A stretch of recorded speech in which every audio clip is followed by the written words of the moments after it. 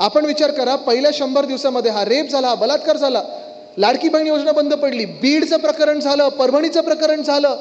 तुम्ही मला सांगा, बीडमध्ये अक्का कोण आहे अजून कळलंय कोणाला?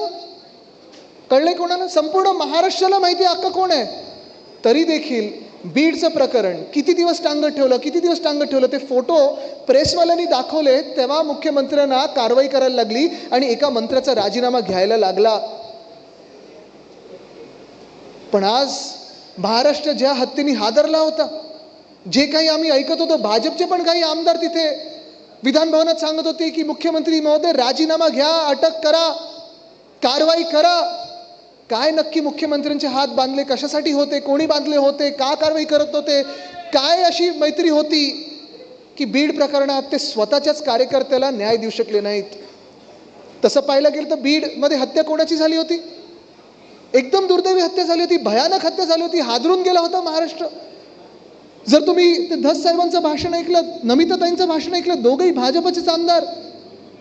पण आज जो काही हैदोस होत होता तिथे, जो काही एक त्रस्त होते लोक, विचार करा तुम्ही, ह्या राज्यामध्ये भाजपच्याच कार्यकर्त्यांची हत्या व्हायला लागली असेल आणि भाजपच्याच कार्यकर्त्यांना आणि त्यांच्या परिवाराला न्याय मिळत नसेल, तर मग आपण करायचं तरी काय?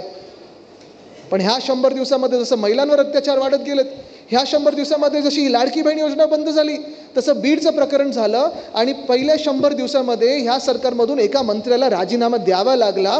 ही लोकांची ताकद आहे. पण तुम्ही विचार करा की महाराष्ट्र नेमका चाललाय कुठे? परभणीत म्हणतात पोलीस कस्टडीमध्ये हत्या झाली, मारहाण झाली, मृत्यू पडला, पण अजून देखील मोर्चे काढले तिथे स्थानिकांनी, सगळं काही झालेलं आहे.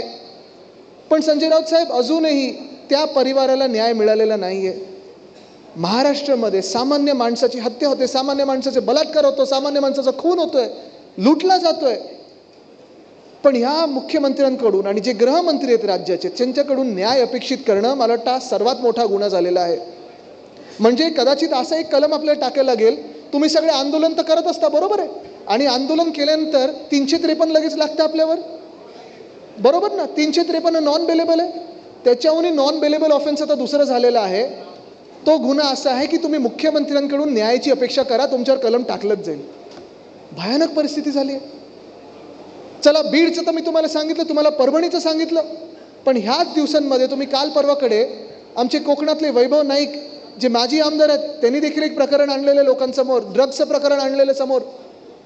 आणि पुन्हा एकदा प्रश्न हाच उपस्थित होतोय की राज्य सरकारमधून किंवा त्या सगळ्या भाजप आणि त्यांच्या एशनशी गटातले जे कोणी आमदार खासदार असतील, त्याच्यातून नक्की तिकडचा जो गुन्हेगार आहे, जो ड्रग तिथे पुरवायचा, त्याला पाठिंबा कोणाचा आहे आणि ते ड्रगचे पैसे कोणाच्या घरात जायचे ह्याची चौकशी होणार आहे का?